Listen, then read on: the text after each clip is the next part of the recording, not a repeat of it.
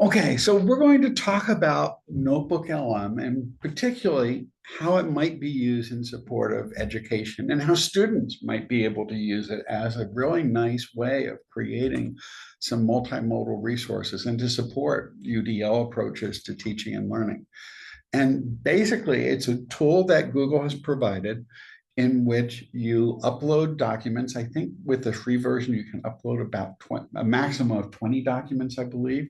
And let me rephrase that. It doesn't have to be just documents. It could be audio files. It could be YouTube videos, as long as they are publicly available and they have a transcript.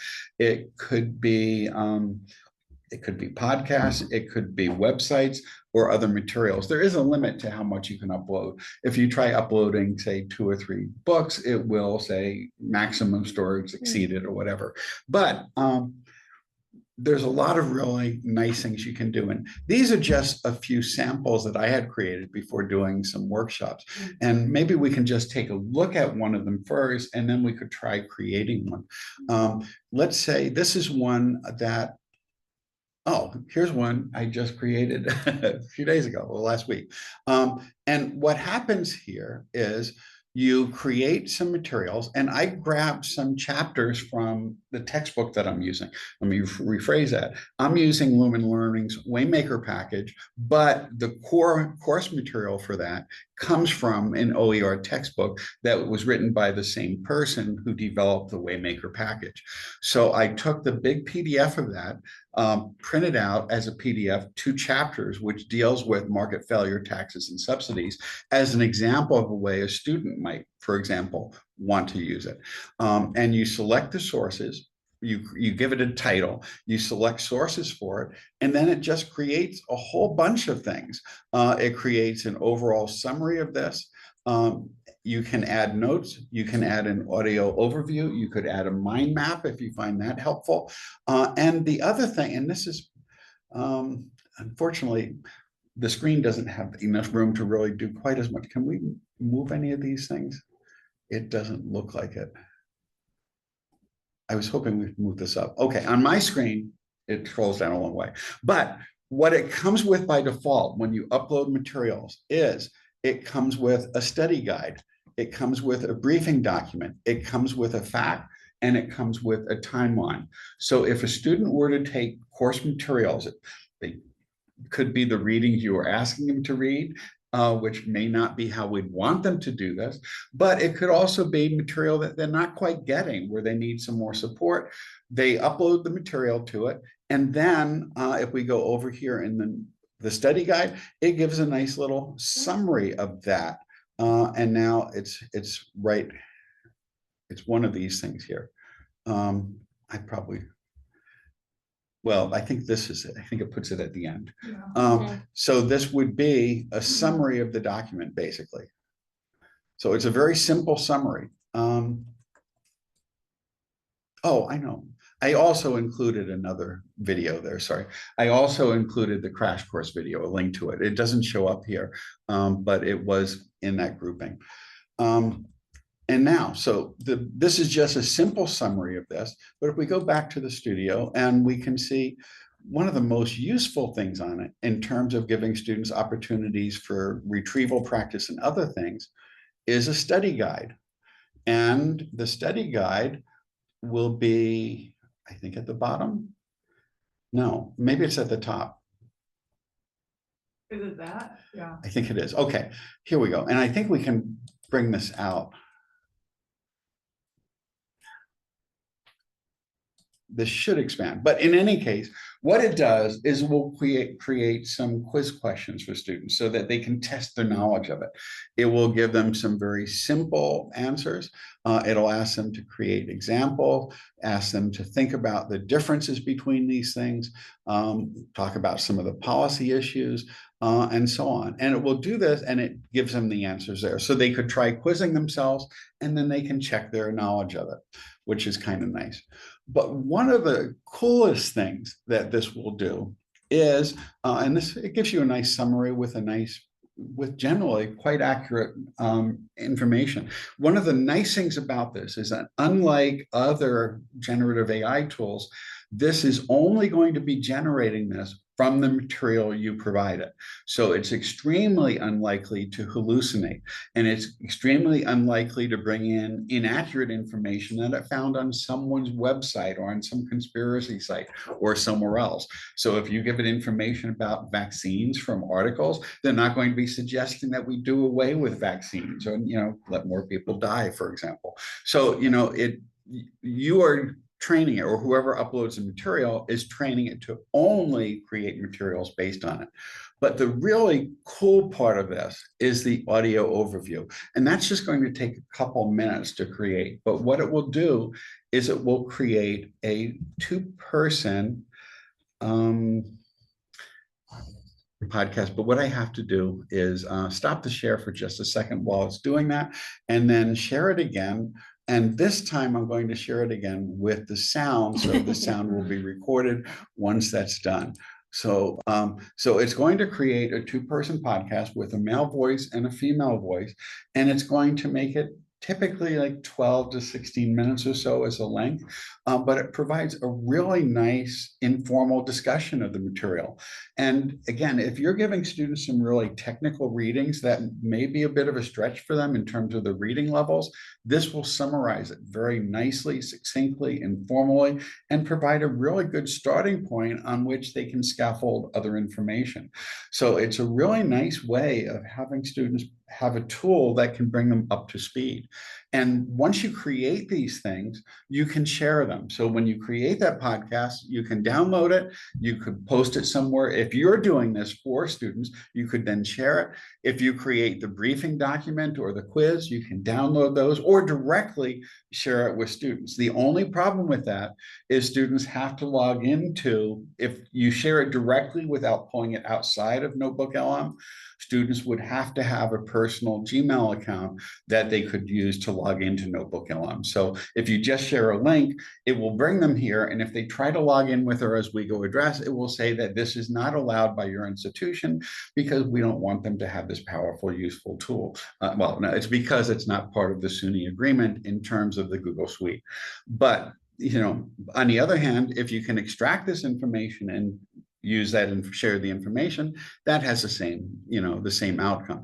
But again, I would recommend encouraging students to do this and just let them know that they need to use their personal Gmail accounts. And most students will have a personal Gmail account. If they don't, they can create one in about 2 minutes or so. So we now have this podcast, and let's just listen. This one is a bit longer. It's 23 minutes and 59 seconds. That's longer than they used to be. Mm-hmm.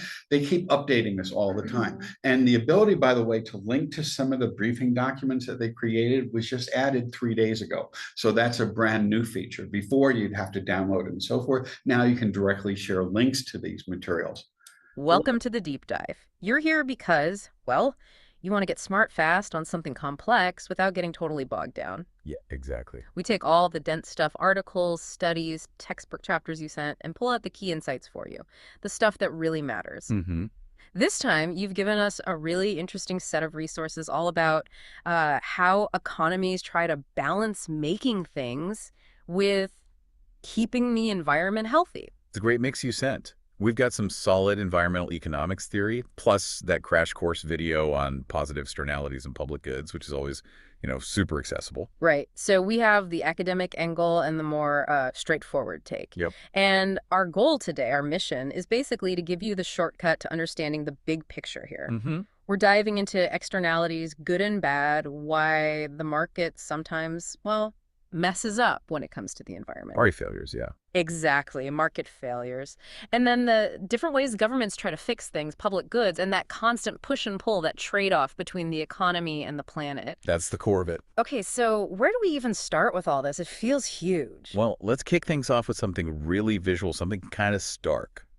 Pollution. Okay. Think about the Cuyahoga River literally catching fire back in the day. Late 60s. Wow. Yeah, I heard about that. It's just a powerful image of what happens when those environmental costs are just ignored. Yeah. Right? Or the air in Chattanooga, Tennessee, apparently so bad back then, it could literally ruin your clothes just walking around. Seriously? That's incredible. Yeah. These are We can stop there, but you get the feel for it. It's very informal, and you notice how good the voice synthesis is there, and how they created the feel where they even interrupt each other at times. But not so much in this case, but they often will. They'll sometimes talk over each other just a little bit. You can hear the breaths, you'll hear the ums and all those filler words that people often use, the things we edit out of our podcast. But but in any case, it creates a really nice intuitive thing where if students are commuting, they could listen to this on the way to class and use time, or if they're exercising, if they're jogging, if they're going for a walk, if they're doing some chores, etc. And it just provides a nice form of multimodal instruction. So, when students see things in different contexts, it makes them learn. It creates more cognitive hooks that makes it easier for them to remember it and to fit things together. And it provides such a nice intuitive connection that some of the readings they might be getting from the textbook or journal articles or working papers might not always provide in quite the same way. And it took me probably about a minute and a half to set this up and create it. And it's just incredibly powerful. The mind map is something that's very new. I don't think it was here when I looked at this a couple of weeks ago. It is here now, and we can take a look at it and see what it does. I haven't even looked at it. And again, it looks like these go to the top now of the notes. Yeah, there. When it has the same symbol. Can we break right? this out? Yeah. No, it has the same symbol as a mind map, which is good. Because the screen is kind of small, you're not seeing quite as much of it as you might otherwise. Come on, where is it? Right at the top. Maybe if it won't let me do it without using a mouse. Here we go.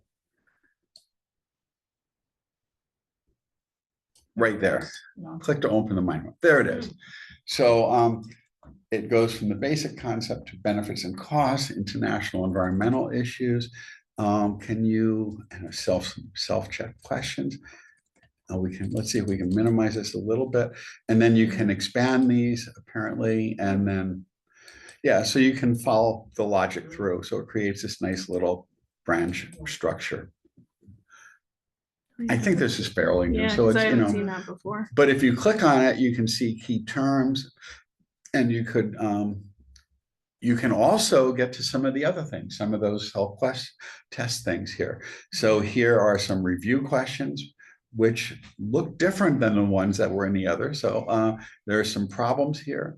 And there's also some critical thinking problems. So it created more problems, I believe, than were in the study guide. And here's some critical thinking questions that we can jump to the bottom for.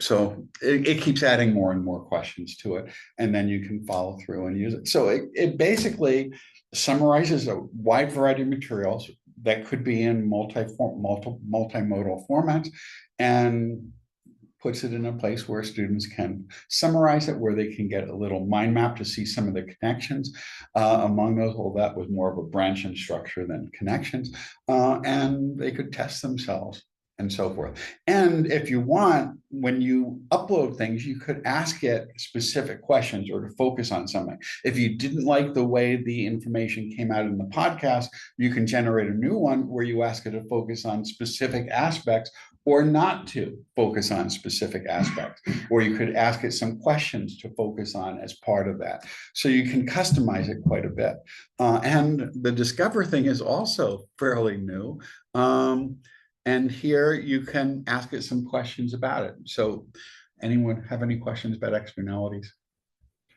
Well, let's see if it does this. What is a Pigovian tax? I don't know if this was in any, oops, let me do it this time. Just to see. And I'm not sure what this is going to do. This is something, again, I think that's fairly new. Like all Google things. Here we go. So, okay, and you can select the sources. And let's go with the core. Well, we'll import those. And now it's added new sources that can then be used to generate the questions of the podcast and other things. So if this was not there when I last looked at this last week, I don't believe, or if it was, I didn't notice it. It's a new feature. So if you give it a couple of, well, one or two sources, you can find others and it will add to the richness of the display. And if you don't trust the sources, if you didn't want to use the Wikipedia versions, for example, or some of the others, or some of the other videos, you could just remove them from that list because there were check marks next to each of those, and it can just fill out some things.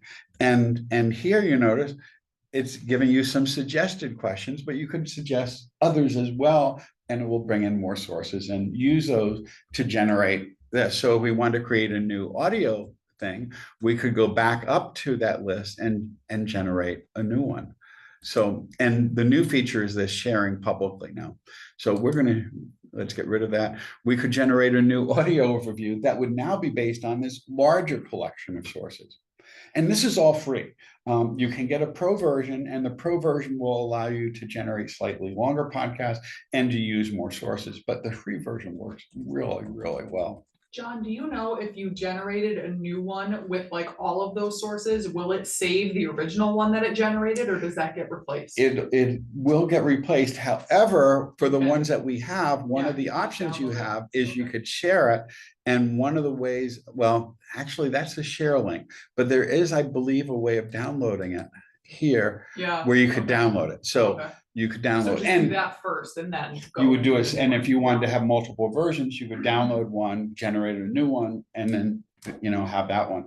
And the other thing, which is really nice, and this is something that YouTube and a lot of other things do, is provide the change playback speed.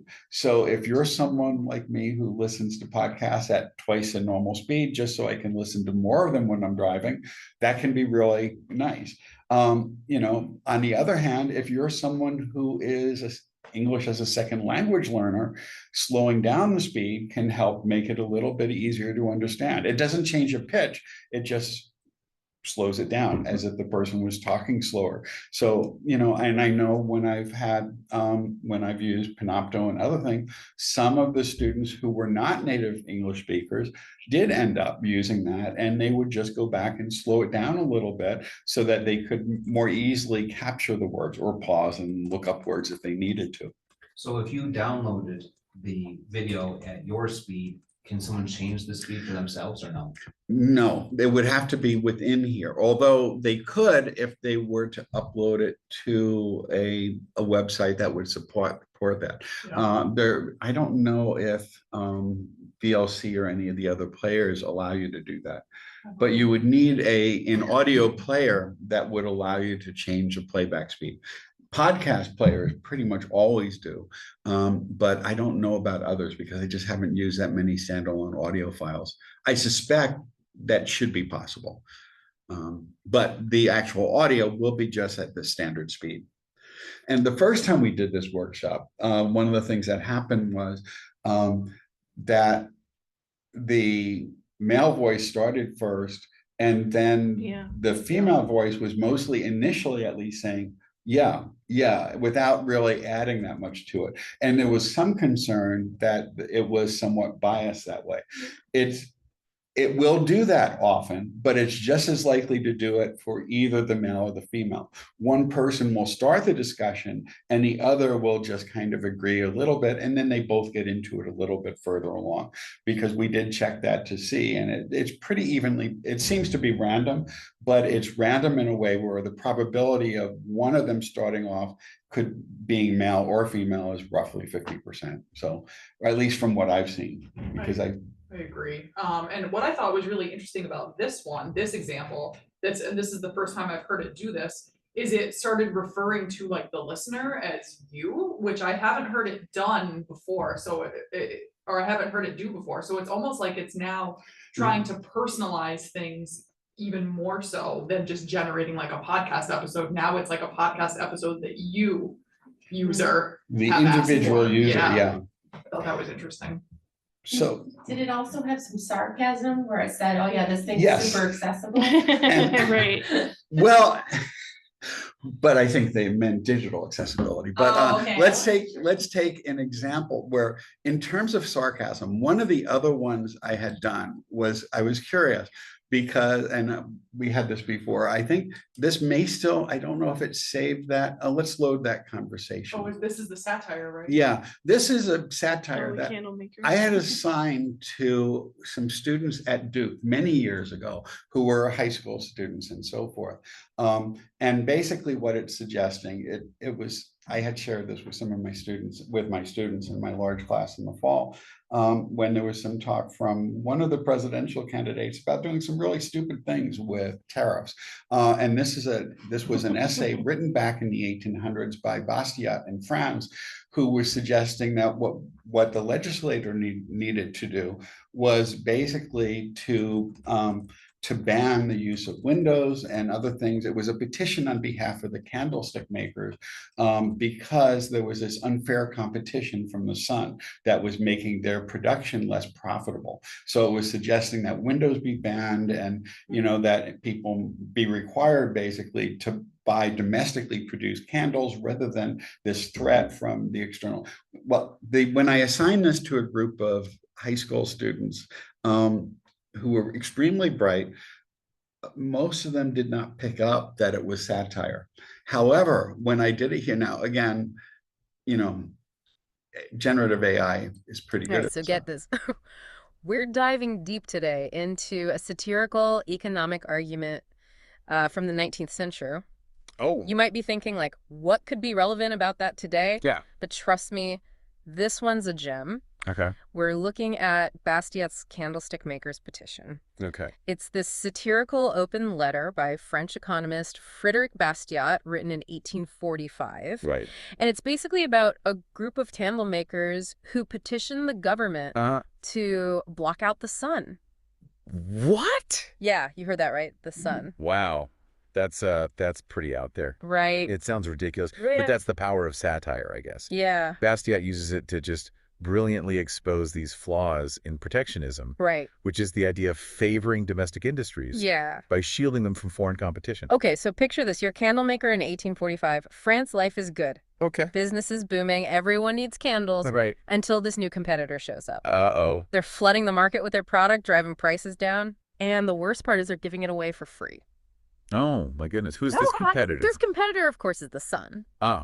But the thing that impressed me was that they picked up on the satire.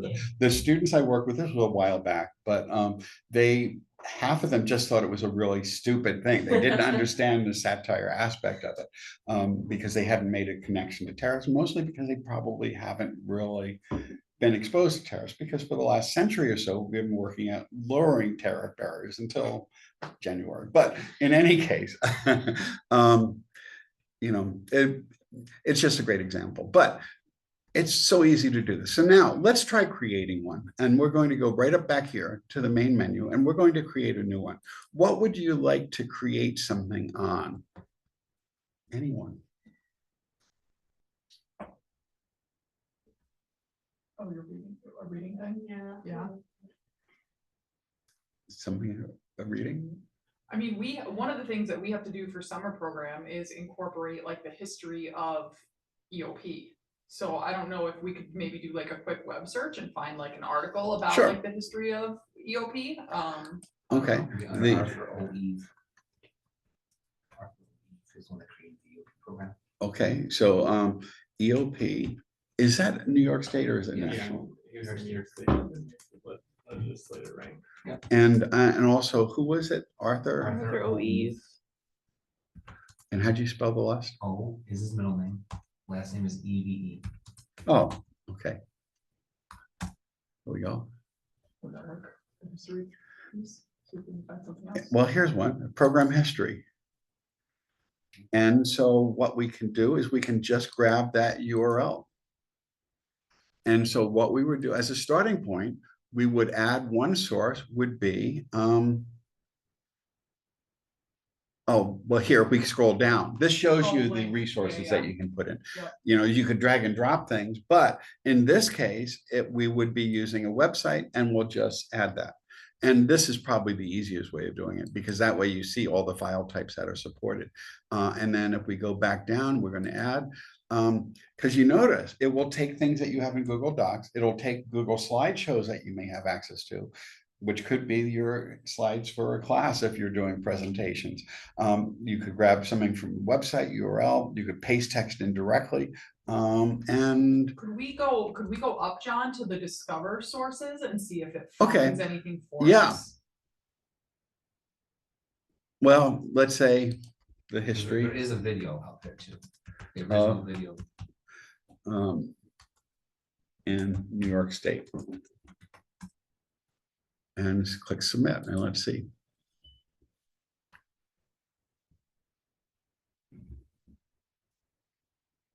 We got the program history already. Here's some more. Well, here's more, the PDF on it. Something from Skidmore, Wikipedia.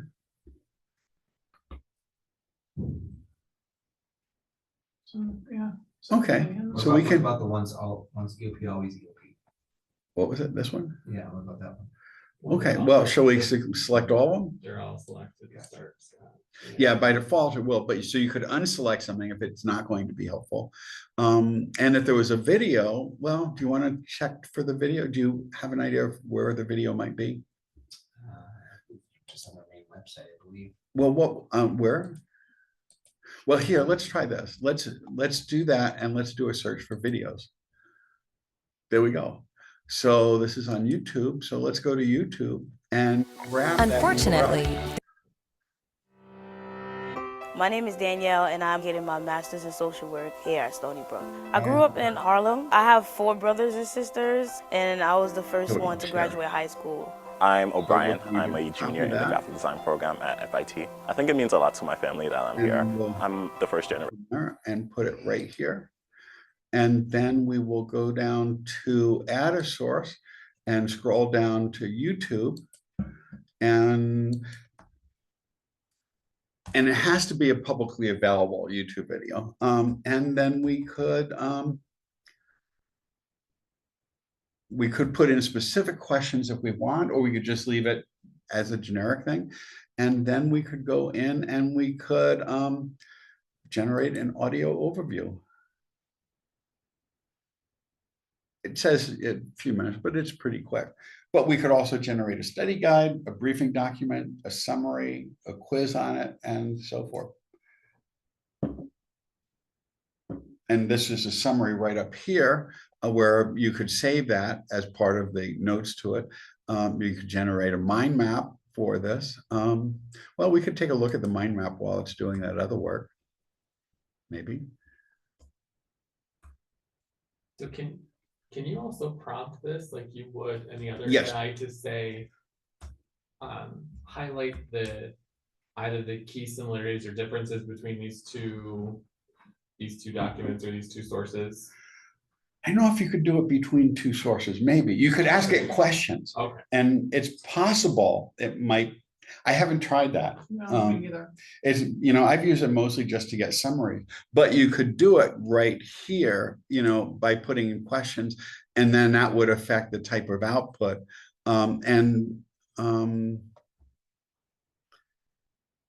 ChatGPT should be able to do what you asked So, yeah, I'm with the curious. two, yeah, with Right. the 2 different things, yeah. But yeah, I don't know. But sometimes I get nervous about ChatGPT because even if you do all that prompt engineering, sometimes it'll still like, how do I want to say, it like goes mind numb and it Mhm. doesn't give you the contextualities that you feel it should. Mhm. So I was just curious if you could kind of like suggest this kind of, give you that sort of information, Maybe. but- And if it doesn't do it now, it probably will at some point. Yeah. Google has been expanding quite a bit because they were lagging behind in a while with Gemini. They just weren't, first Bard and then Gemini, and they just weren't quite keeping up, but they've been accelerating the pace pretty nicely recently. In fact, their video generation is some of the best out there now with VO3, although you have to have a paid account to really use a better image generator, the video generation. Well, it could be because there's 12 sources and a video. Oh, that's true. The other things only had just a couple of sources. So the more materials in there, the more it has to do this. But we could look at other things. We could, if we go back to the, guess we could refresh that and let's see. And we could add a note and then it gives us a choice. Oh, this would be us taking a note, sorry. Let's go back. I didn't mean to do that. Let's go back to Studio here, and then we could generate the study. Well, let's generate a fact. We hadn't tried that, I don't think, did we? No, we haven't done that yet. So the fact would just be, frequently asked questions about this, and here it generates. Apparently just, oh, there we go. So it generated some questions that people might be likely to ask about it and summarize. And then if we go back to here, we could see it's still generating. And by the way, you notice it's in more languages. So if you don't like the language that's generating in, you could generate it in others. Oh, and there it is. Okay, so let's see what it It's did. a long one. Yeah. You can It's tell another- it to be shorter too. Oh, that's I've right. done Yeah. that before. Welcome to the deep dive. All right, today we are jumping into a really interesting topic: educational opportunity programs in higher education. Specifically, we're looking at how 3 different colleges right here in New York State approach this. Yeah, and we've pulled together quite a stack for this deep dive. Everything from historical overviews, research on student support, Right. to a really detailed capstone thesis comparing programs at SUNY New Paltz, Bard College, and Vassar College. Oh, cool. Plus, we've looked How they at program websites, even things like, application forms. So our mission today is simple: to really dig into the history, the different philosophies, the practical ways these programs work. Right, how they support students from low-income and educationally disadvantaged backgrounds. Exactly. Why were they even created? How do they actually work on the ground? And maybe what these different approaches tell us about supporting students who haven't followed that sort of traditional path into college today. It's a conversation that feels more relevant every year, I think. Absolutely. Okay, let's unpack this. Because when you look back at the history of American higher education, let's be honest, it was largely built on privilege. Oh, definitely. Modeled after Oxford and Cambridge, really designed for the wealthiest elite for a long, long time. Access was just incredibly limited. Right. But we see this real turning point after World War II. Yes. The GI Bill in '44 suddenly opens the doors, subsidizing tuition for millions of veterans. That was huge. Huge. And then you have... And by the way, this is where you can interact and have it restructure things. You can ask questions about it and so forth. And you could share that. I didn't mean to interrupt. I thought that might do it. But now so you can ask it a question. If you don't like something, that you can ask it a question in the middle to clarify something or to expand on something and so forth. John, is there a spot in here to download the transcript of the podcast that gets generated? I haven't tried that before. I haven't obviously either. see it in the studio, but I was thinking about it. Let's try it. Let's see. Let's oops. Why is it? It's just downloading it. It's a WAV file. No. But what you can always do is you could always upload it to YouTube or to well, it's an audio file. So you could always create a video out of it, upload it to YouTube and get the YouTube generated transcript. Or you could create a video out of it in Panopto and something else and get a transcript. But that's a good point. In terms of accessibility, it would be nice to do that. Yeah, I mean, it does everything else. It would make sense for it to be able to generate a transcript. I feel too. like it maybe we should must. write to Notebook LM, John. Maybe they'll, name it after us. Well, let's see. Let's see if this was the interactive mode. Kane Pritchard transcript. Well, let's just try a quick Google search. Can Notebook LM generate a transcript? Yeah, I just looked up. for an audio. I haven't really And what did you find? nothing.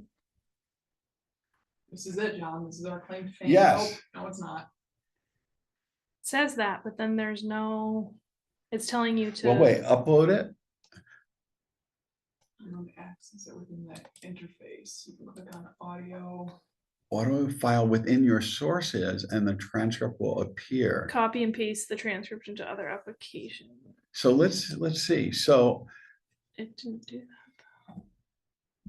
where would that be though? Right.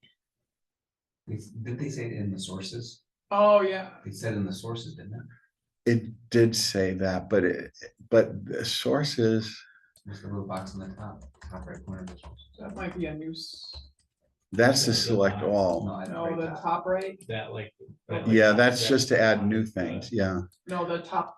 Keep going up. Oh, Yeah, up right, here? that one. Yeah. See, Yeah, my that's flashes AI now. said it doesn't currently offer a direct download option for the transcript itself. However, Okay. you can work around the limitation by either copying and pasting the transcript into a text file or using external tools to export it. So I don't think there's a direct But you said copy and pasting it into a text file? into a text file or using external tools to export it. Yeah. Okay. Yeah, so it doesn't look like that's it doesn't look like it'll do that yet. Yeah, because it wants you to use another like external source. But to- given that it's generating the text used to do it, it's already got it stored, so it would not be that hard Right. to reveal it so that you'd have access to that. What if you go back to your homepage, John? Uh-huh. Because it was saying it's in the sources. So what if you go back, go back to your homepage. And then is there an option like to the 3 dots or something? No, that's to Okay. either edit the title or delete it. Okay. Not too bad. And then once you create this, well, you can share the items within it. You can't share the overall thing. Well, let's see.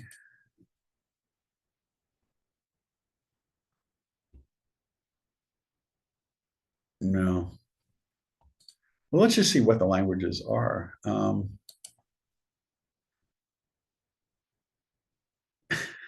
We've got a number of choices here.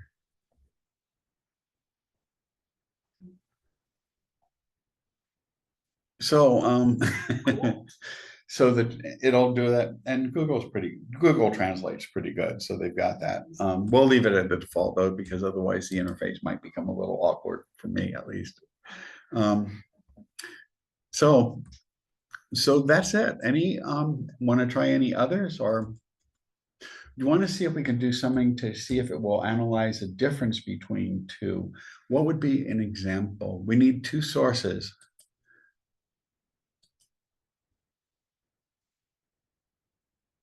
Trying to think of something on the spot where we have 2 sources that have different information and asking them to compare and contrast the 2. What about a right versus left political? I was thinking that, but except, are there any documents that would contain a reasoned statement of the right? What about a Fox News report versus like a CNN report? Yeah, let's do that. Let's do a Fox News, let's say on tariffs. Let's say. I think Allison Rankin mentioned the Atlantic. Was that a left-leaning one? Kind of in the middle, I Okay. think. I was gonna say maybe Fox News and then maybe MSNBC. So let's do this. We're gonna create a new one. And we're going to add this link, this web link. And then let's do a search for MSNBC tariffs.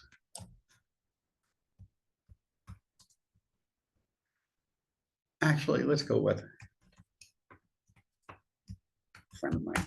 Yeah. She's on.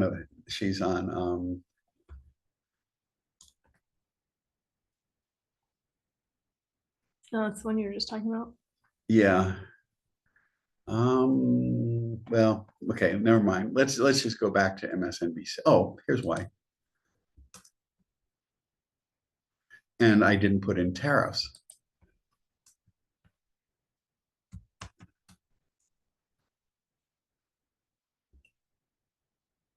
Okay, and here, oh, that's actually an interview with Al Franken on his podcast. So let's do that.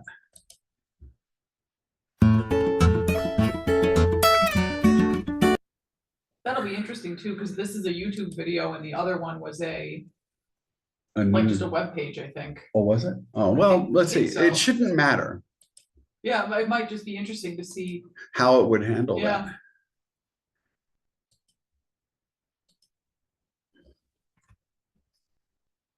Okay, and now we are going to hear contrast. Let's see.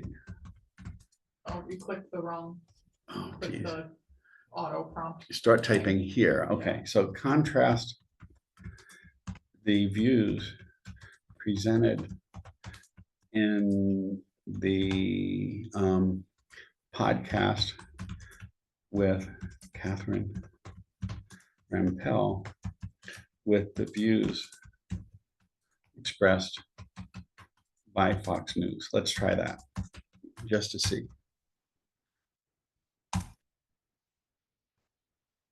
And we'll see what it does. I think that would be a pretty stark difference. There we go.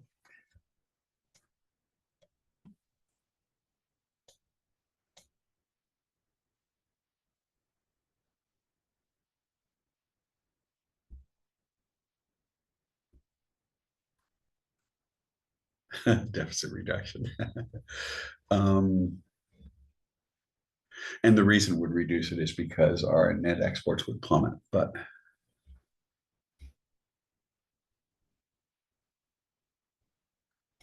so there's a pretty good summary of the two views. And then arguably you could generate the podcast based off of. Based on this focus, I that. believe. Yeah.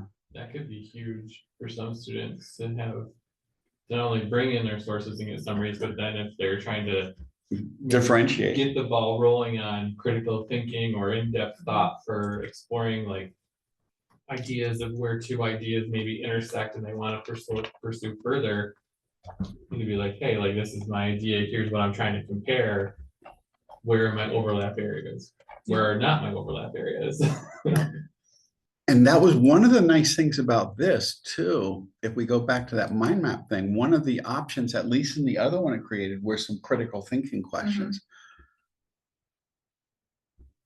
Maybe it's not so good at multitasking. Well, I think it doesn't the mind map pop up underneath the notes on the bottom right in the studio. Well, it does. Oh yeah, it's done. Never mind. Okay. I haven't used those. I've mostly used it for the podcast thing. So we want to. This is cool too, that I think you can download the mind map as well, it looks like. Yeah. Which is cool. Yeah, you can. I don't know what format it would be in, but let me go back to. Let me make this full screen again. This time, I'm not seeing the critical thinking questions. Maybe it doesn't do that in every case. But you only click on the mind map one, there might be critical thinking questions under a different topic. Yeah, well, yeah, yeah, it did show up in here though. I wonder if that critical thinking part was part of the. It may have been textbook part of the chapters. discussion. Yeah. Yeah, so it may have been just the content that generated that. But still, the summary, and I suspect the quiz thing would be helpful there, the self-test. I think the cool thing about this also is that, one of the major concerns with other Gen AI platforms is that, like you don't know where the sources are coming from. So, information credibility as well as, things like copyright are huge concerns, but if instructors are using this tool and teaching students to use it, and if instructors are inputting OER resources or other information that's publicly available online, it's sort of like a good practice. It's a quality check too, sort of and a thing. encouraging Yeah. students to do that. Yeah. So I think you have much more control over what is happening on this platform versus in other sorts of Gen AI platforms. And one other feature, unlike pretty much all other free generative AI tools, they do not train their system based on the materials you input. So the materials you input are used and not used for further training, which is really nice. Because all the other tools, pretty much the free ones, will be trained on your input.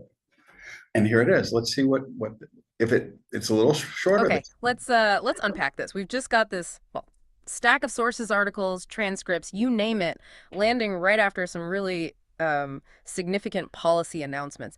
Big stuff. Yeah, big stuff is right. And it's happening like right now, affecting the economy, how government works, everything. Exactly. And the material, it paints a pretty vivid picture, doesn't it? Global trade, but also the sort of nitty-gritty chaos inside agencies. It really does. Some quite stark perspectives in there. Surprising details, too. Right. So for this deep dive, our mission is, pretty clear. We take this fresh material, we sift through it, and pull out the absolute key takeaways for you. We need to get our heads around what was actually announced, these huge new tariffs, for one. Yeah, and this thing the sources are calling DOGE, the Department of Government Efficiency. We need to understand that. And crucially, what it all means for you listening right now. Because some of this, reading through it, it feels counterintuitive, almost unbelievable in parts, based on what these reports are saying. Absolutely. It's complex stuff. That's why we're here, though, right? To guide you through it. Exactly. Let's dive in. Okay, so first up, tariffs. This announcement is huge. The scope described in these sources, frankly, it's unprecedented in recent times. One source straight up said steep tariffs on nearly every country in the world. Yeah. That's comprehensive, isn't the word? It really is. And it's not just a flat rate. There's a minimum 10% mentioned, sure, but then you see these much higher rates for specific countries. Yeah, the sources list them out. China, what, 34%? 34 for China, South Korea, 25%, the EU gets 20%, and Vietnam is facing like 46%, really high numbers. And the immediate reaction, one report caught it, the markets did not like it. No, futures market reportedly just tanked right after the news broke. And the potential cost, this is where it gets personal for listeners. One source estimated based on their models. Yeah, they projected it could cost each American household at least a couple of $1,000s a year, minimum. Wow. And it's not hitting everyone equally, is it? The sources seem to stress that. No, that report really underlines it. It suggests a disproportionate burden on low and middle income Americans. Especially when you contrast it with tax breaks mentioned in the same material that apparently lean more towards high-income earners. Creates a real imbalance, according to this source. Right. Now, the usual argument for tariffs is jobs, right? Bringing jobs back. Yeah, you always hear that. But the material we have here is, well, skeptical. Very skeptical. They point back to previous smaller tariff actions under the same administration. And say they didn't really move the needle much on jobs. Exactly. So the thinking in these sources is, why would these much bigger tariffs suddenly work wonders? It seems unlikely to them. Okay, but here's a twist, maybe counterintuitive for some. The impact on U.S. manufacturers. Right, because tariffs aren't just on finished goods. They hit imported inputs, parts, materials. Stuff American companies need to make their products, so it drives up their costs. Precisely. The auto industry is the classic example they use. That North American supply chain is so integrated. Parts from Mexico, Canada, maybe Germany, all going into a car made in, say, Detroit. And a single part might cross the border back and forth multiple times during assembly. And the sources suggest, based on how these things sometimes work, that a tariff could potentially get slapped on each time it crosses. Whoa. So part goes to Canada, tariffed, comes back in a sub-assembly, maybe tariffed again. It's not too bad. It is focusing more on Catherine Rappel's, probably because that was a 30-some minute or 54-minute one, and the other one was just a shorter. If it was a news story, it wouldn't have as much. So, but if you had things that were probably comparable in length, there would probably be more back and forth.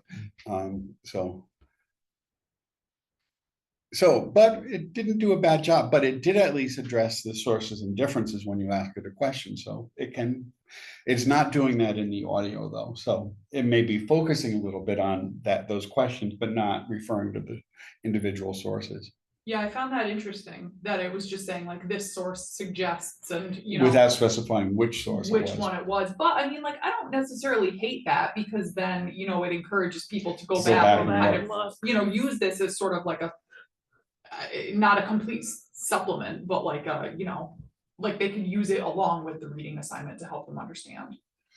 And this is something that students love. I know I had students who were presenting weekly in my capstone course on journal articles they were reading and working papers. And some of those are pretty technical.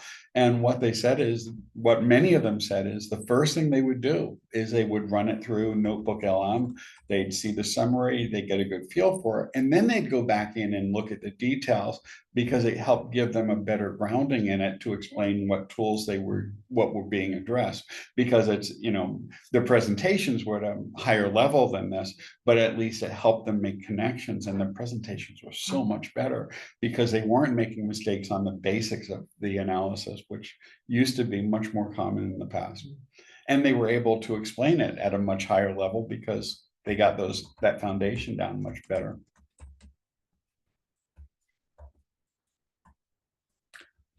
Are there anything else you want to try with this, or? Yeah, I guess. This is a cool suggestion though, Ryan, so thank you for asking that, because I think that this is a really cool way to use this tool. I just think, you know, thinking about how students, sometimes how they approach like multiple document assignments is, okay, well, how are these connected, or why are these related in, you know, in one assignment? So just thinking of encouraging them to do this, but also saying like, oh, here's your ability to actually ask it, you know, to point out the similarities and differences, and you know, point out your key connections across, or what the, you know, what the key differences are between these two arguments.